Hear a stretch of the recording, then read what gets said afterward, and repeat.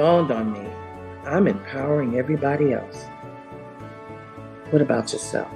When people thought they kept me from something or kept something from me, God always showed up and picked me up from where I was and took me where God wanted me to be. The importance of, if I say that I'm going to do something, I have to stick to my word, do my absolute best to do it. I'll be man enough to say that I can't. If I commit to something, whether it's by word or deed, then it's my responsibility to follow it through. That's a kingdom principle.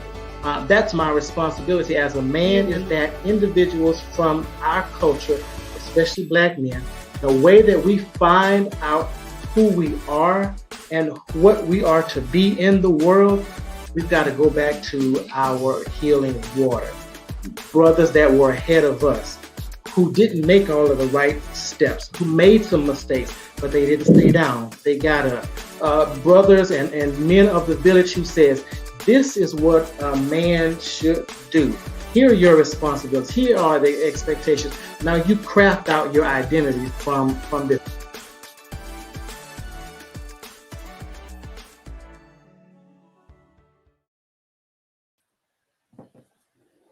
Hello, Dr. Wallace. Get us started on today.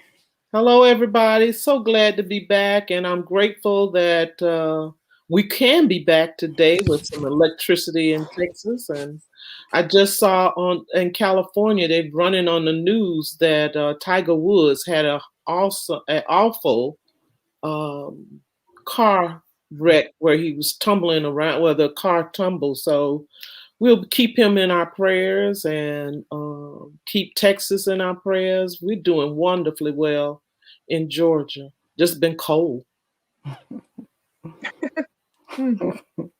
That's relative. Yeah, I'm ready. I'm already ready for summer. Yes, it sure is relative. You're exactly right. Yeah. My cold, I don't want your cold. I saw one day you all had like 10 below or something like that. Yes. Unheard of. 75, 80 years. But yeah, we're doing well. We're doing really well here. Thankful, grateful, praising God. You look great with your new glasses on. You look great. Thank you. Yeah.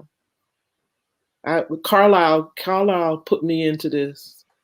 Yeah, and she did an excellent job. I'm loving the new look. I am. Thank you. My children love it too. So definitely. That's if they like it, the young folk got it. It's okay. I'm in like Flint. That's right. I love it. So how you be? All right, Dr. Burns. No, Dr. Bradford, and then I'll come after. Go ahead. Oh, okay. So I am doing okay. I tell you, when last week happened, it looks, the news paints a picture, but they don't paint the reality. And the reality is, we still have people without water. We still have pipes that are that have been burst, and we still have members that are have no electricity. So we still would like for you to pray for us here in Texas. Although the snow or the ice has melted, the storm is still impacting our members, our neighbors. So please be in prayer for us. This is not a Texas scene, but this is our reality right now. Yeah. Wallace, I want to second those glasses. I absolutely love those on you. They look great. I want to thank everyone for joining us on this week. As you know, we weren't here on last week. We didn't have power. And so, and I was sharing this with some of my East Coast family and friends that Dr. Bradford just made reference to the news. It was all that and more. And I want you all to know that while we were in the midst of it, we couldn't see what you all saw because we didn't have power. And so we knew how bad it was, what we could be around us, because one of the other things that happened was that the power also powers the cell stations, cell towers. And so our internet was cell phone service was low or almost to none. No internet, and then we would get these spurts of power. Some people didn't, some were blessed. They didn't go out. Some of us, I was part of the rolling blackout time, and so the power came on, and it was a mad dash to try to cook, to shower, and then we're in the dark and cold. Below freezing temperatures for 8 hours, 12 hours. A 11-year-old boy dies in his bed at home. I mean, God, there's no way to just explain just the kind of trauma that happened. And if you were flying to Texas today, you would see nothing of it because it's 70 degrees today. I almost call it sinful for it to be as warm as it is today, based on what we were dealing with last week this time. And so, just keep praying for us. Keep sending what you're sending our way. We are grateful for it. I still have mothers of my church and others who don't have water. Some were in some hotels and they left the hotel because their complexes told them that the power and water was on. They get there, power was on, but there was no water. And so they checked out like on Friday. So it's Saturday, Sunday, Monday, Tuesday. Still no running water in Texas, in America. That's right. And there's no running water. I've gone overseas to help countries, with places or people for water and power. And so, y'all, this is hard on my soul. When I hear my members, it's hard on my soul. And so y'all just keep us in your prayers and keep sending stuff. We're grateful for everything you send. And that's right, Renee Jones. That was the message I had on Sunday. But there's power in the name of Jesus. That's right. That's right. Dr. Bradford, introduce our guest for us on today, please. Yeah. Let me say this. For those of you who really don't know, the people here in Texas are troopers, and everybody is pitching in to help each other do what we need to do. We thank God for the water that's coming in from Lowe's. We thank God for everything that's coming in. We're having water distributions, and food that's coming in because the stores are empty. Yeah. I mean, and empty. And she says that, and people, there's some people who have food in their refrigerators, but the power. I mean, the stuff is spoiled. It's awful. We have people with homes that are flooded. One of my members' homes got flooded from burst pipe. Y'all, everything is appreciated. And those. And I know, there are people who watch us that all know us from different ways and different areas. But those of you who know me, especially from my denomination, I believe in mission work. I believe in doing this and pouring. And we're at a place, that, hey, Christian Chapel, that we always want to be there for y'all. Y'all send what you got to us. We are grateful. Because so many of our folk were just starting over. And so everything you see on the news, that is correct, but it's just worse. It's worse. 100 times worse. It's not the reality. Than even what you're able to see on the news. And so we're grateful. We're just grateful for everything. You know what, Burns, there are insurance companies that are also offering monies and funds to members who are in need of food, up to $500. So Lord have mercy and thank you for that. As you said, spoiling. People need hot meals. They can't cook it, so they need hot meals. So we are grateful for that. Let me just go ahead and introduce in order to cook most of your stuff, and you got to get the bottled water.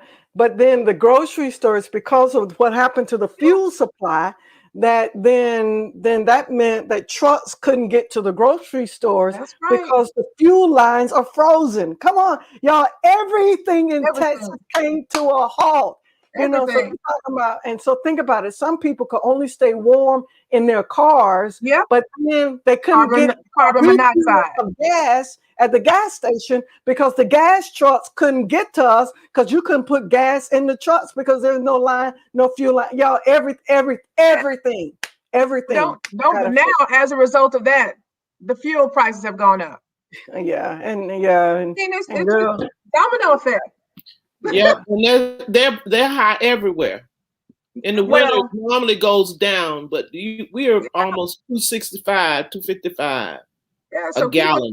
Keep Texas lifted in prayer. And as Burns said, keep it coming. Keep sending, because we need it. The members need it.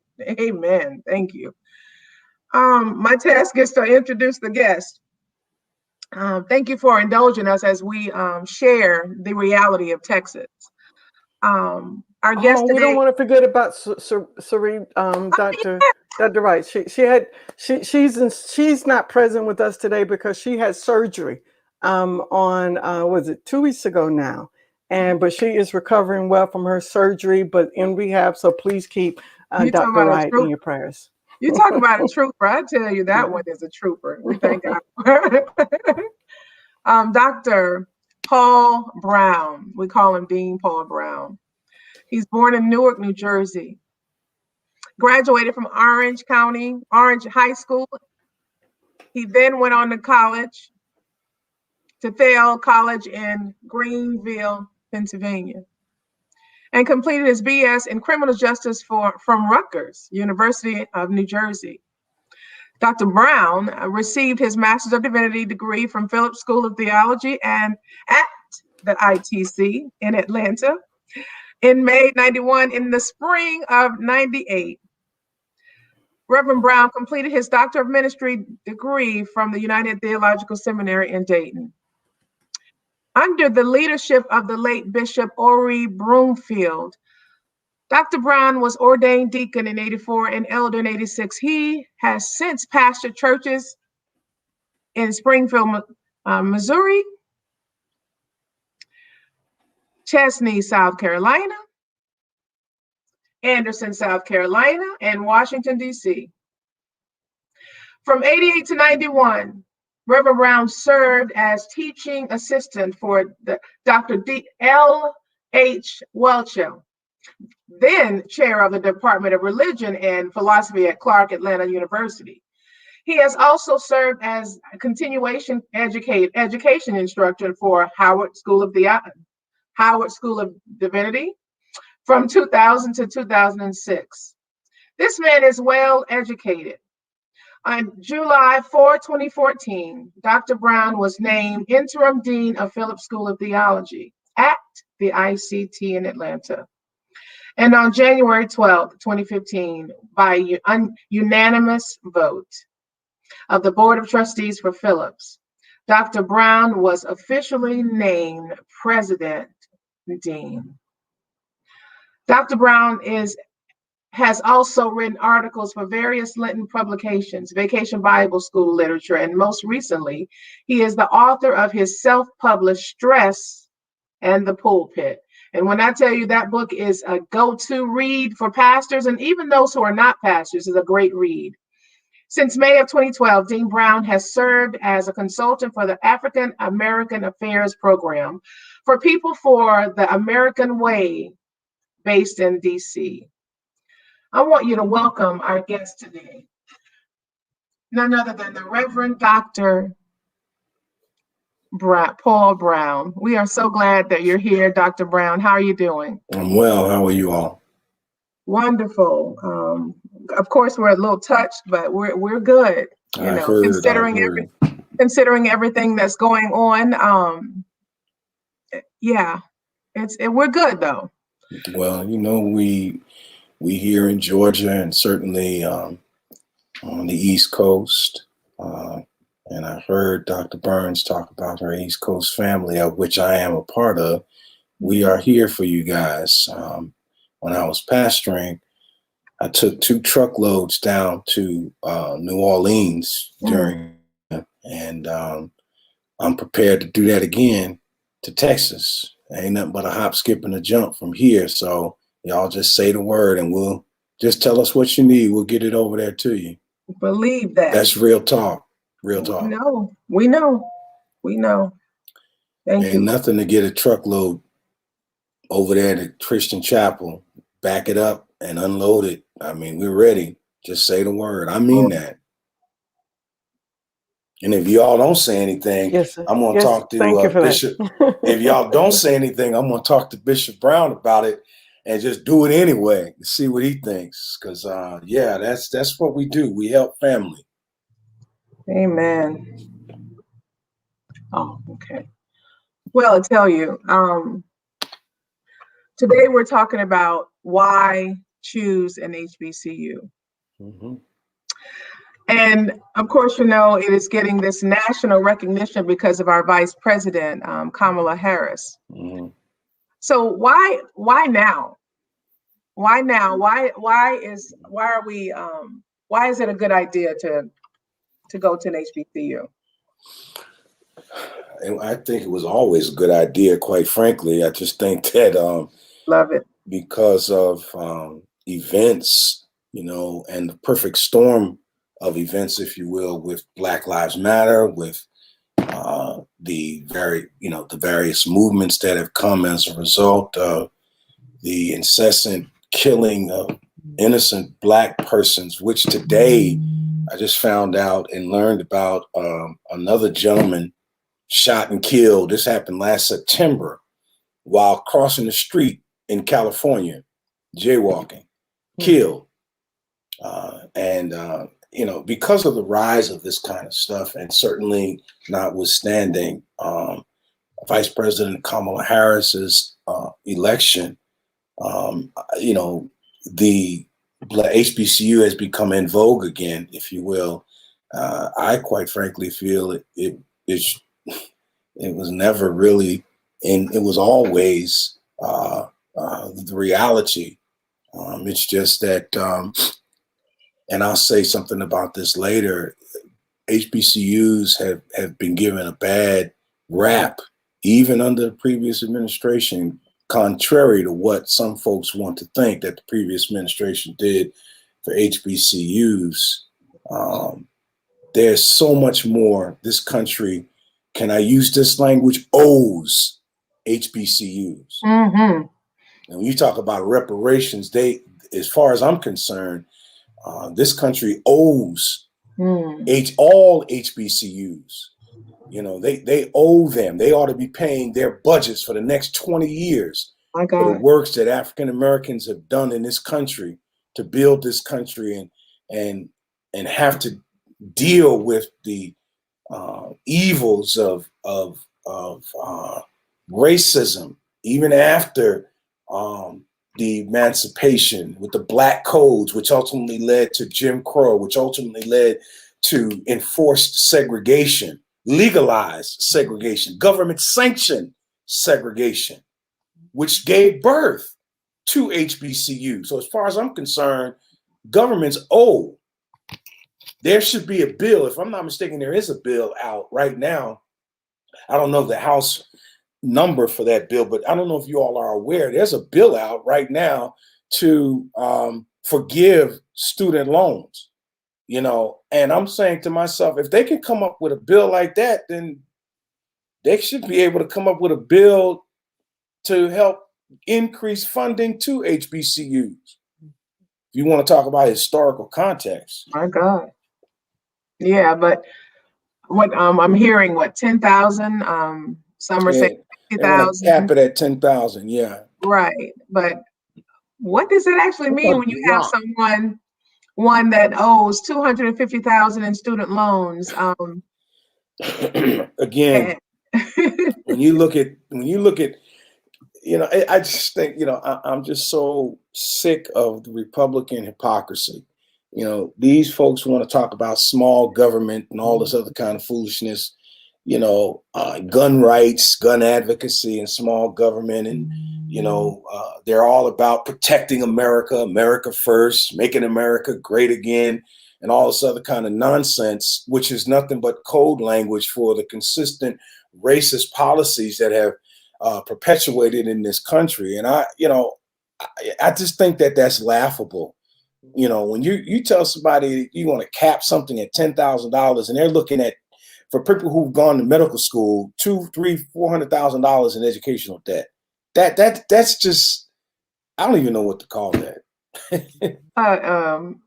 A travesty. How about that? It is, and y'all need to read this book. you know, white too long. His brother Robert Jones talks about that stuff, man. Anyway. Talk to us about it. Talk to us about it, because this is all under the umbrella of going to an HBCU and the type of education that you'll receive versus a PWI. I just think that, one of the questions I think you had asked me some time ago, Dr. Chalice, was, what's the value of attending an HBCU? I think you have to look at that invertly. What happens when you don't attend an HBCU? And I'm going to be honest with you. I went to a PWI. I went to two of them, in fact. I went to Teal College in Greenville, Pennsylvania. And by the way, I pastored St. Mark's Senior Church in Springfield, Massachusetts. I need to be clear about that, because the racism in Massachusetts is a little bit different than the racism in Missouri. But anyway, that's all. I would agree. But anyway, I went to two PWIs. I went to Teal College, and then I went to Rutgers. And people want to make this argument that when you go to PWIs, you're treated this way. The business model is this and all of that. You don't have to deal with the kind of stuff you have to deal with when you go to HBCU. But you know what? Stop that argument. PWIs have more money than HBCUs. When you have money, you have the ability to deal with infrastructure. You have the ability to provide good faculty. You have all of those things. But what you don't have is an attention to who we are as African Americans, to help tell the history, not just of who we are as African Americans, but the history of America, the real history that the textbooks don't want to tell you about. The massacre, for example, in Louisiana, right after Reconstruction started. Right after shortly after the Civil War, when Louisiana elected its first Black lieutenant governor. Look at your history. Some of the state elected officials were Blacks because they had the right to vote, but there was a massacre of almost 250 plus African Americans who tried to legitimize the elections that were held. But you had a mob of hundreds of white people who came and shot up and killed these elected officials. And nothing was done to them.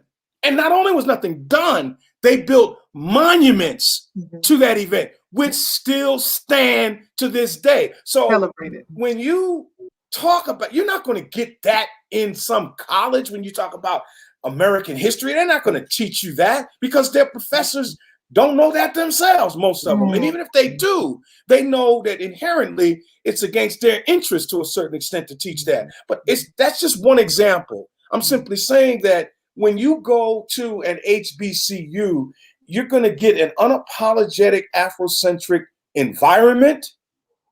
You're going to get an unapologetic Afrocentric curricula to a certain degree, but you're also going to be taught how to be men and women. How men at Morehouse, when you become a Morehouse man, one of the first things they teach you is respect.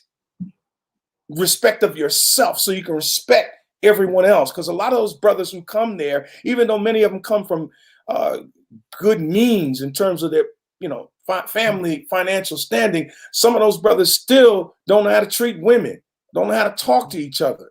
And so, we have this intentional focus, if you will, on training up Black men and women to be proud of who we are. Look, I'm 61 years old, and I know I look good for myself. And I just love my skin color. I love this Blackness, everything about it. And I love my Black sisters.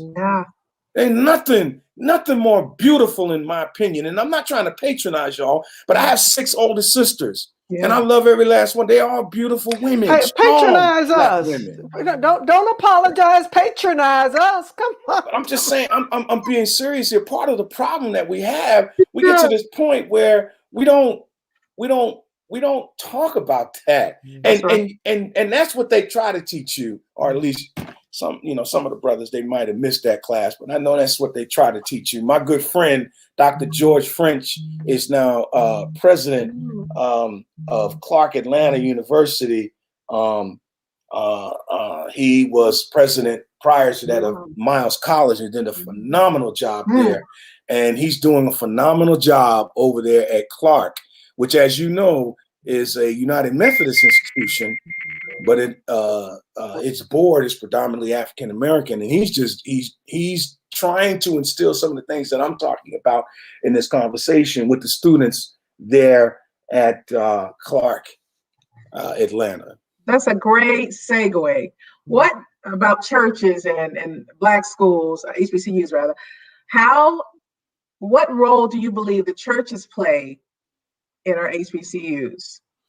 Well, as you know, many of the HBCUs were founded by the church. Absolutely, absolutely. And if it wasn't for the church, even now, they wouldn't be in existence. One of the concerns that we see in terms of the failure of Morris Brown College, which is a school founded by the AME Church, is their inability to keep the church together at a time when I believe the conversation was turned away from the importance and the significance of historically Black colleges and universities, and Morris Brown became a victim of that time, unfortunately.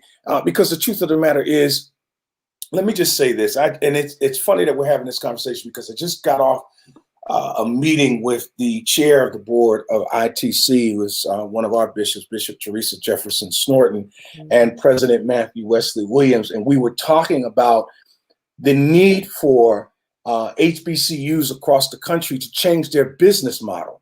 Many of our schools and colleges are tuition-driven institutions, and what that does is it creates a paradigm of sustainability that is sometimes impacted when your numbers drop. Okay, and so you have to create then a different business model, which is what PWIs do. Not only do they have these huge endowments, but their business model is such that many PWIs have conference centers where they allow folks to use their facilities for meetings. I've been to some, okay, where you go to, say, the University of Maryland, you're staying in one of their hotels on their campus. Are y'all feeling me on this? Oh, yeah. And you're paying not just for your sleeping room, you're paying to use their facility. University of Delaware does the same thing. And we have to find ways to create a different business model for our HBCUs that provides for its long-term sustainability. I don't know if that answered your question. Oh, no, that answers the question and more. You talk about, I think Burns Wallace and I had a conversation maybe about a month ago about HBCUs not getting the funds, or us going back and reaching back and giving back into our own schools versus our PWIs. You mentioned it before, having endowments and they are reaching back and going back and paying, or even, just every month they're giving something to the PWIs. Right. But I think it was Burns or Wallace, one of them said, listen, they already have an advantage. We're trying to catch up. And a lot of our HBCUs now are suffering because I don't know if it's that we're not giving back, or what do you think it is? Why are we suffering so? A lack of attendance, or what? I think it's a number of things. I think certainly attendance is one. I think we, as African Americans, we have a tendency to run our mouths too much. And we often, I did my doctoral work under the late Henry and Ella Mitchell. And one of the things he used to tell me in preaching, because that's what my doctoral work is in, this idea of homiletics, African American homiletics, and dealing with stress levels by using the homily, and how important the preached word is, particularly in African American context. And one of the things he used to tell us, he said, Black people focus too much on emotion in their preaching, and a lot of it is negative. And he gave us a lot of, we used to look at sermons and listen to sermons, and some of the greatest preachers who could tune it out better than, you name them, but a large percentage of their message was negative in content. And so when you finish hearing a message like that, you're leaving with 90% of the negative as opposed to 10% of the positive. And I think that's kind of the narrative that you see when it comes to HBCUs for our own people. We talk so negatively about our schools, whether it's Tougaloo College, whether it's Payne College. We don't need no Payne College. Watch Nobody out. want to go to Payne College. Don't nobody want to go to Tennessee State. We don't need that no more. Let them kids go to whatever college. And the fact of the matter is, many of those schools were founded to provide a college education for Black kids who couldn't afford PWIs or wasn't even allowed to go. And the truth of the matter is, it's not just that they are good value, it's that we as graduates of these institutions, when we graduate and become doctors and lawyers, and you get your nice degree and you get your car and you get your house and the 2.5 children, that you don't want to consistently give to the school that helped you get where you are. And I think that's the narrative that we really have to change. And then, here's another thing. We don't hold our celebrities accountable. Sure. Now, we go out and we watch Tyler Perry's movies, we watch Spike Lee's movie, who was an HBC grad himself. And I'm not saying he's not giving to Morehouse. Don't get me wrong. But here's the thing. And I'm going in two different directions here, but let me just stop and say this right when I'm thinking about it. If you got Samuel L. Jackson, you've got Spike Lee, and you've got big name people like that who graduated and are giving and supporting Morehouse, my thing is this: Morehouse, y'all are in good shape for sustainability for many, many years. We need to partner with the HBCUs that are struggling. Why not say within the board of trustees of Morehouse, say, you know what, guys, we got Payne College down the road here in Augusta, Georgia, that really needs some financial help. We just got $100 million from some billionaire. Can we take maybe 1% of that and help a couple of the colleges? You have this lady who was the wife of Jeff Bezos of Amazon. She's supposed to be giving all these millions of dollars to HBCUs. And I had a conversation with Dr. French about this. And I said to him, I said, yo, man, I'm happy for y'all. I'm glad y'all got $20 million. And I know that ain't nothing but a drop in the bucket for that woman.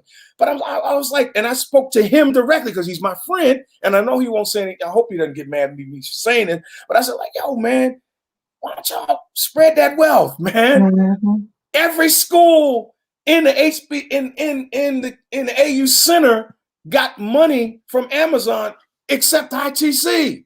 And I'm like, yo, what's come on, man. We all in the same house. We part of the same family. You mean to tell me I'm your cousin and I'm not saying hook us up. I'm not saying that. but damn, tell us, let her know who we are. You don't even have to give us any of your money. Just let her know, you know what? There's another institution here, in this center that maybe just so you'll know, this institution's been training black men and women for over 60 years, preparing them for ministry. Ministry. It's stuff like that. We can do more to help each other. But again, that crab basket mentality still works. Listen. Even when it comes to helping our schools. Isn't that a daggone shame? It is a shame. Zachary Mullins down saying we've lost the Sankofa mentality. Who said that? Zachary Mullins and the chat. Now look, Zach, brother, you're supposed to be in school this fall at ITC. I'm promoting him because he filled out his application. Y'all. Love it. Right. And let me just say, that young man is the future of our church. Yeah. Him and others like them. And Dr. Burns, myself, we're trying to encourage these young men and women to go to HBCUs. You got your undergraduate from a good PWI. I went to a PWI. Rutgers is a great school. I was fortunate to go. I had some great professors, Black professors, by the way, when I went there. But I made sure, I'll never forget, the late Bishop Overy Bloomfield said to me, he said, because when I was pastoring in Springfield, Massachusetts, I knew I needed a seminary degree. So I applied to Harvard, I applied to Yale, and I applied to Boston University. Got accepted in all of them. All of them. As a matter of fact, the dean of Boston University School of Divinity calls me while I'm in district conference in New York. It was in Hartford, Connecticut. James Walker, Bishop James Walker was the pastor. Bishop Walker said, you got a call from Boston University. So I go back there and the gentleman says, listen, we have a full scholarship for you here. And I was like, really? And I was excited. I called Bishop Bloomfield and I'll never forget what he said. You ain't going to no Boston University. You going to ITC, Phillips School of Theology, because if you ever want to do anything in the church, listen to me, y'all. You need to go to one of your own schools. And so what I'm saying to you all, and what I try to tell young people, I understand some of you, you live in Texas or you live in California and you may not be able to get to, you live in St. Louis and you may not be able to come to the ITC, but you know what? Things have changed, baby girl. You can get your degree online. Absolutely. From an accredited. That's just good. From an accredited, that's right, seminary. And it's not frowned upon now. Remember back when University of Phoenix started this plan years ago? They were one of the first who did this online virtual learning, correct? And it was frowned upon because you're not going and you're not in class, you're not going to school, you're online. This is not good. But now look at us. I teach 2 classes. I teach in the spring, I teach CME Polity, which is the law of the church. And in fall, I teach CME History. But I also teach a course called Organizational Leadership, which deals primarily with leadership in the Black church. How do you pastor? How do you organize CDCs? How do you organize a CDC? How do you choose a board? How do you build coalitions in your community? How do you establish relationships, and be engaged in civil rights in your community? Organizational leadership. And one of the challenges that I see a lot of our students, initially they were like, well, I can't take a class like that because I'm not computer savvy and I don't like sitting in front of the computer. And I'm like, y'all can sit in front of the computer and watch YouTube videos for hours. Play games for hours. So you mean to tell me you can't sit in front of a computer and watch a Zoom lecture for 30 minutes, 45 minutes? Oh my God. I mean, come on. What do you want to do with your life, with your ministry? How serious are you about your calling? Dr. Brown, let me ask you this question, and it's not one of the questions I think that we kind of preface you with, but just recently, Gates has just done the documentary of the Black church. And in one of the series, he's talking about Black theology and then the rise of the Black Panther movement, and then essentially the disconnect that began to happen. So let me ask you this in regard to Black church. What has occurred? Is it that we have our pastors perhaps not being at a Payne or not being at a Payne Theological or an ITC, that we have a generation, and even my generation, I would say large portions of my generation, that they go to church, but they don't find the church is speaking to their need. And so we're talking about, is it because they've perhaps been theologically trained elsewhere, or is it that they have been theologically trained, but somehow we've not found a way to make this connection relevant? Wow, that's a very good question. Let me just say, first of all, I appreciated the work of Dr. Gates to a certain extent. I was a bit disappointed in his cursory look at the church, because I don't think you can really do a fair and good detailed historical appraisal of the Black church and then leave out the Christian Methodist Episcopal Church, for example, and even other Black denominations that are smaller than the historic large denominations. And I want to believe that one of the reasons for that, and I'm going to get to your question, but I think one of the reasons for that is that perhaps he had an agenda, and he wanted to look at the protest nature of the Black church, because, as you know, the AMEs and AME Zions were organized primarily out of protest, and he looked at it as that. And to a certain extent, even the Black Baptist Church, which were Anabaptists before they became Baptists.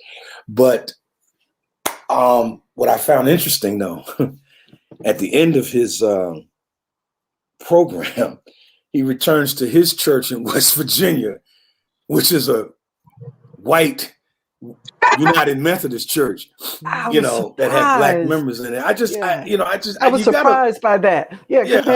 And so that kind of lent credence to what I thought was his presentation. But then I said to myself, taking a personal look at that presentation, I think sometimes we don't do a good job of selling ourselves. I mean, let's just to being critical about that. But to your point that you raised, one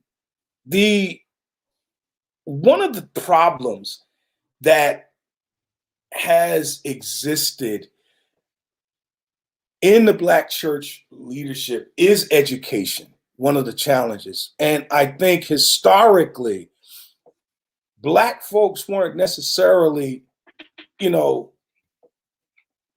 demanding a trained clergy. Thank God some of the leadership in our denomination started demanding that preachers become educated to speak to their members who were becoming educated themselves. But to your point about the lack of clergy that are trained and involved civically to deal with civil rights and things of that nature, I think what has happened is, and I'm, believe it or not, you're kind of getting ahead of me with the next year's pastor conference. What has happened is some folks are even questioning the relevance of the Black church. And therefore the relevance of the Black preacher as a civil rights individual, or a person whose agenda may include civil rights. And so a lot of preachers now are not concerned about that. Their concern is increasing their membership, increasing their wallet, and maybe not necessarily in that order. And I think those things contribute to the lack of, but let me just say this. With this rise of the BLMs and young people today, you mentioned young people and whether or not they're going to be, see the church as important to them. I think young people today, they have a God conscience. That's right. And let's be clear about that. They have a God conscience, but they don't want to be compartmentalized in how that God conscience is carried out in their everyday life, whether it's ministry, whether it's how they live their life. They don't want to be told, as our generations may have told, well, if you want to be a good preacher, or you want to be a good CME, if you want to be a good whatever, you have to do this, you have to do that.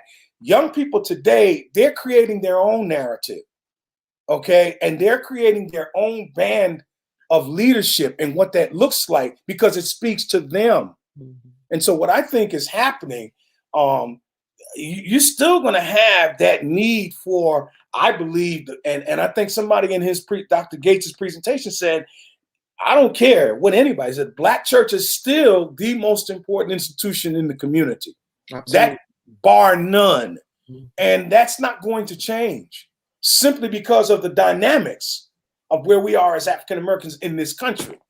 You know, we don't have a platform like a Jeff Bezos or somebody that we can create a pack for ourselves and become some large organization that puts our message out. We don't have that. But what we do have is the Black church. And we do have the Black preacher who needs to be trained in how to speak truth to power, which means you can't just talk about occurrences without doing your own research.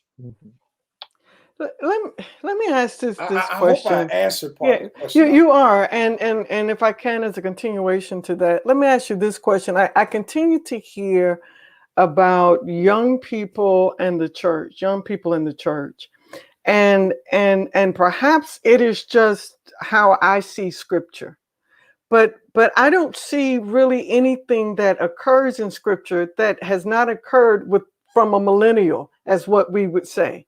And so, but it seems as though we continue to get into these cycles of saying, well, young people in church. Dr. King was a young person. You know, when we look at civil rights movement, you're right. And so when Jesus was a millennial, 30 right? years old. When we hail from the Old Testament, David and Solomon, they were young people. Preach, Burns. Right. Preach, Burns. You know, and I mean, and then we can even go younger than that when we deal with Josiah, who was only nine years old when he took the throne. Okay. And so when we what is it that we continue to allow ourselves to get caught into this kind of trap of talking of that? Then it always continues to be young people. We got to attract young people. We got to do are young people spiritual? Are they religious? Are they church? But what we've consistently found is that almost every revival or every major move has happened because of persons who are what we call young adults. How do we get caught in this cycle?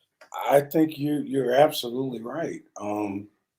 I think, you know, while you were talking, some things came into my head.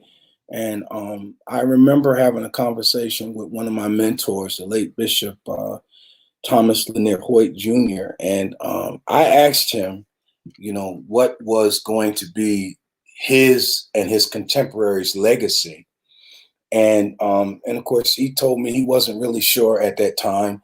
But I went on to tell him, I think, with all due respect, one of the failures, I believe, is that his generation and even the generation after him held on to stuff too long. And I think part of the choking, when you talk about how tradition chokes the church, I think part of the other choking is that we have not learned to segue and transfer leadership and power. And we have a tendency to hold on to power. Once you and again, part of being disenfranchised, that mentality is once you get power, you don't want to give it up. No, heck no. You know, and you know, we end up having to deal with, you know, never conceding. You know, and that's unfortunate because I think that's part of the problem. And that's part of why you see young people responding with movements of their own, because they realize, okay, nobody's telling me how to do it, so I need to invent a way to do it myself. And that's unfortunate. I'm not saying that that's the main reason. I think that's part of it. I think the other part of it, Dr. Burns, is the message itself. The church itself. You know, one of the challenges of many Black churches is their inability to adapt and change. And that goes back to people in leadership who don't want to change. You know, one of the I mean, just give you a loose example, you know, I ask a lot of preachers across the country that I know, I said, well, how are you all faring in this pandemic? And a lot of them are telling, well, some of them are doing great. They're doing absolutely fantastic. Well, one brother I was talking to, he's like, man, we back in the sanctuary, man, because the folk I got, if we don't come back, we ain't gonna have no church. And so the mentality of people to just simply adapt to what we're doing right now, having a conversation. You guys are in Houston, Texas, Atlanta, Dallas, wherever you are, but we're able to communicate and we can have church and worship, even in this context, and still be effective, still save souls, because it's the word of God that actually saves the soul, not being physically with somebody. But our mentality is such that we're so used to doing something one way that we can't conceive of doing it another way. And so I think that's part of the problem. So it's a combination of things. I don't think there's one magic bullet. There's just so many different things, Dr. Burns. I hope that answers your question. It does. And I see a couple comments from there. One, Renee Thompson, gone back earlier, that the Black Foundation will be there, but looking for relatable teaching and preaching. Let me speak to that. Let me speak to that. Because my degree is in homiletics, I try to share with my students the importance of preaching and how to preach to, and I don't like this word, but to preach intergenerationally. You can't just preach sermons that your older congregants are used to hearing. You got to bring the baby in. You got to bring folks, rappers that they know, Cardi B. You got to talk about them because these are the people they relate to. And I think we just do such a bad job of every Sunday thinking, yes, preaching Christ dead and rose again. Yes, that's the crux of the gospel. But a lot of that is not going to reach young people until you could talk about us. Cardi B ain't the way, Cardi B ain't, flashing her rear end and all of her gifts to everybody. That ain't saving you, honey. She may have some good one-liners. Coronavirus, that's great one-liners. And she made $1 million off of just simply yelling coronavirus, millions of dollars. But ain't none of that money went in your pocket, and it ain't done nothing to your salvation. But you still need to know that. Most of our preachers ain't even listening to Cardi B. Not even listening to Kanye. And let me just say this. You say what you want to say about Kanye. Kanye's mother is an educator. So that boy ain't no fool. He may act like one, but that boy got some sense. And that's who they listen to. That's who they get their cues from. So you need to listen to that music. Look, let me just show y'all something in my house. My little part-time thing that I do around here, right there.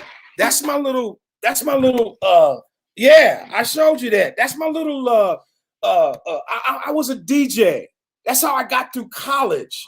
Let me see if I can get some of this holy water to get through this screen. Am I messing y'all up? Did I do something? Wait. All I can hear is it. Now I'm burning. You got me burning. That's all I can hear right now is wicked, wicked, wick. Listen, I'm not telling you all that every preacher needs to be a hip hop preacher. Right. That ain't what I'm saying. But you need to know their language. Mm-hmm.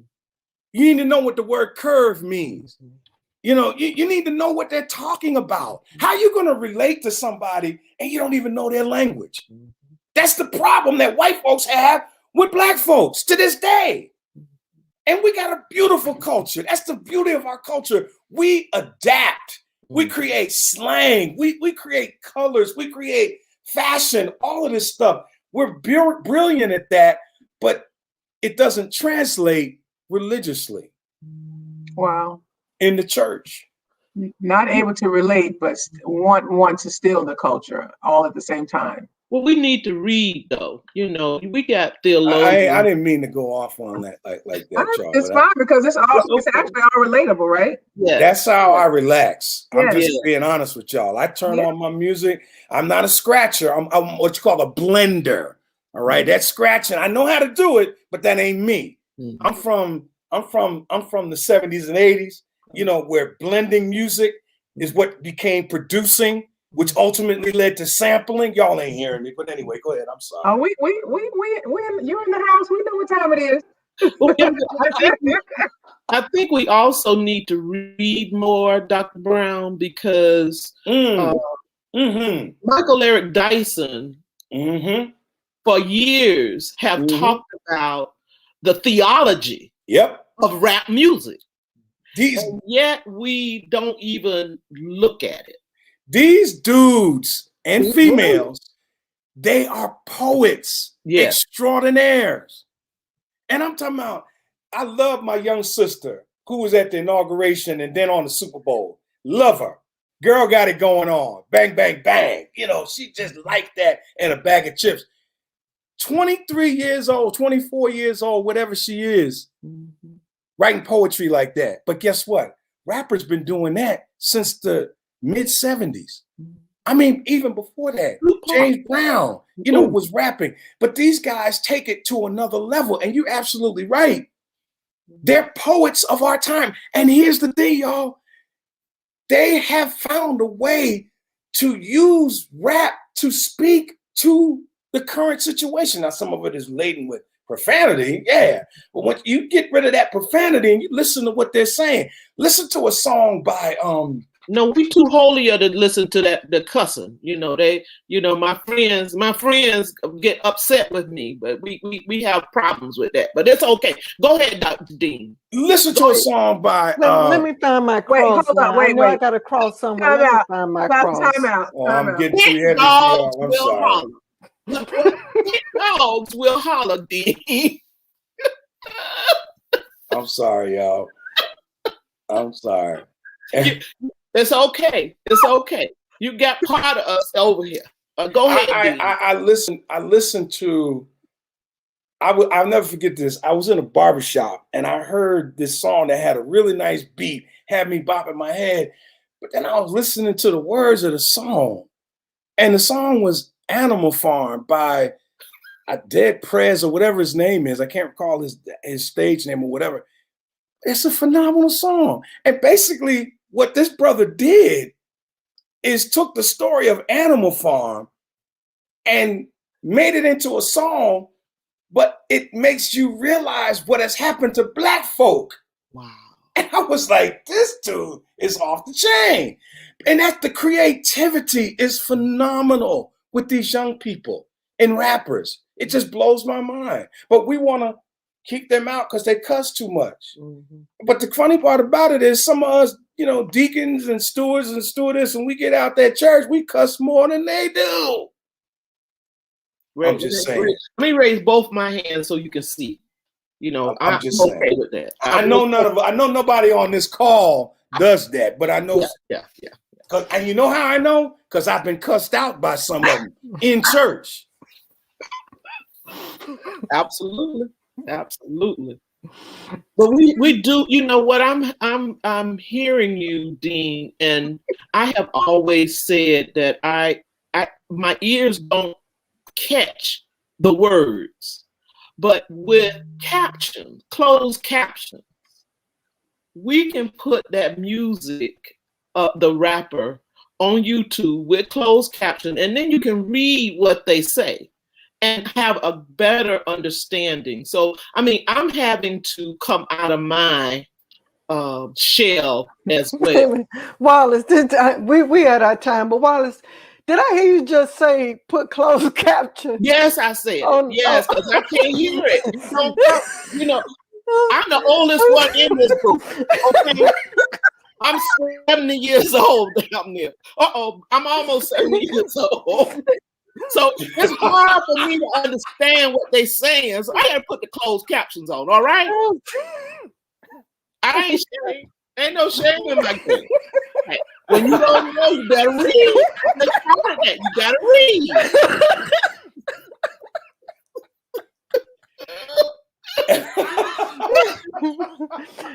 we gonna end right now. We had a Lord have mercy. Close. Oh Jesus! Closed caption. Jesus. mad at you. I ain't mad That's at you. good. But That's what you good. did here is that my ears can't catch it, so I My need ears to don't- it don't have catch closed it. It captions. really doesn't. It doesn't catch it. I don't know what they saying. It's all about blah blah blah blah do da da. We have Reverend. Let me say this real quick. Reverend Morgan Thompson is saying, should the church replace the people's expectation of adjusting to the church by recognizing that people, especially millennials, are spiritually vulnerable because churches do not adapt? That's a heck of a question. Very good question. Wait a minute, can you It is a restate good that? question, and My goodness. we are at our time. It is an Goodness. absolutely excellent question, and so Oh my Dr. God. Brown, if you don't mind, I would ask that you'll respond to that in the chat after a show, because we have reached I our need to time see the on question. today. Could you put the question up, please? Yeah, it's there. Yeah, I'll put it here. Mhm. It's powerful, and yeah, thank you, Reverend Morgan, for that. Mhm. Okay. Um, Thank you, Dr. Brown, yeah. for being with us on this day. We Yeah. thank you for taking the time to be with us. Powerful conversation. Next week it's the start of March, right? Which is Women's Month, and for 4 weeks we have women who are are womanist theologists. I tell you, God is going to move next week and all month. But next week we have the Reverend Dr. Kelly Farrell. She's going to come in and wreck the house again. Preacher as person. Join us again next week, same time, same space, same place. Amen.